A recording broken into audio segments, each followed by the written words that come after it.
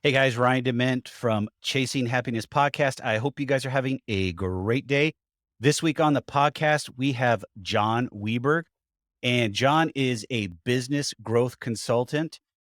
His story is very dynamic and it's something that we can all relate to.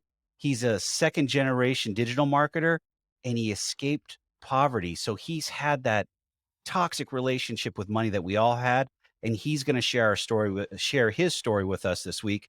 Jon, welcome into the show. Thank you so much for having me. I can't wait to drop some values with storytelling. Looking forward to it. So, could you tell the listeners a little bit about yourself before we get into your journey? For sure. So right now, what I'm doing is doing a lot of 3 or 4 businesses. I do consulting, obviously, I should use me as. I also do affiliate marketing heavily, love affiliate marketing. I'm dabbling in the SEO game and I'm getting into freelance slash kind of content creation. So doing a lot at once, love business. As you said, I'm second generation. So my entire journey, I have had one job only. I worked at Walmart. Thank you, Walmart, for 6 months. But other than that, business is all I know, and it's all I've ever known. And I absolutely So, I got to ask the question, why only 6 months at Walmart? Did you have to? Was it necessity or was it something that just happened because you were younger? it was a necessity. So when I was around 15 years old, I was trying to fuel my first business launch because, again, I came from a very poor background. Also, my dad raised us right, and my dad made sure, hey, you want to do something, you need to raise money for it. You need to find the money for it. I'm not going to give you money to start your business. I can help you if you have no business money, but you got to do it on your own merit. So I went to Walmart. I worked there for 6 months, 7 months. All the money I made, I put into my initial first business, and but it was a learning. It was a learning curve. So, I've got to ask the question because we all had it or have had it, excuse me. How many businesses have you had fail on you?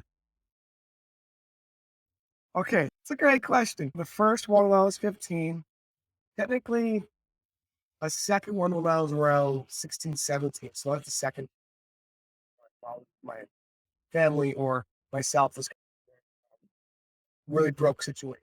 Broke as a joke. Because after when I was 15, launched that first business, just negative, absolutely negative.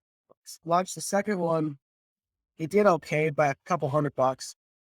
At the age of 16, at the age of 16, it's not bad, but for a business like where I'm at now, that's like horrible. So two there, and I would actually consider my book launches.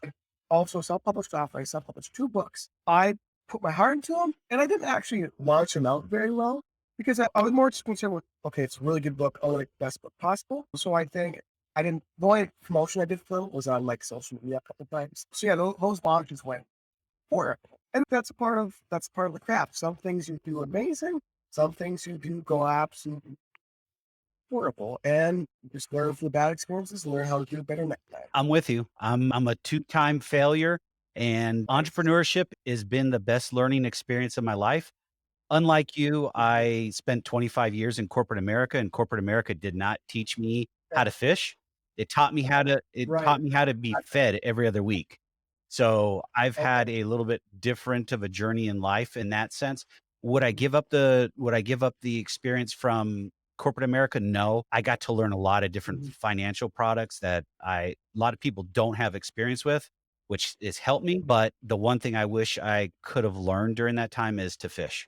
And so having 2 failed businesses one taught me how to fish, also learned that corporate America wasn't for me. So I was doing a lot of Johnny side hustle with both of those until I got my 3rd business. Right, and I think you learn as well, at least I learned, 1, you learn what you did wrong, obviously, but 2, you learn what you're gonna do better next time, but also 3, I think what I learned the most is I did not know as much as I thought I every 2 or 3 years, whether it's through events, a couple events, or just researching heavily on the topic, or just working on more and more projects, I realize, wow, what an idiot I was 2 years ago or 3 years ago. And then I'm realizing now, I do think you get to a certain point of where you're like, okay, I've learned almost everything. And you get to a certain point where it's just now, maybe you'll learn a golden bucket or something.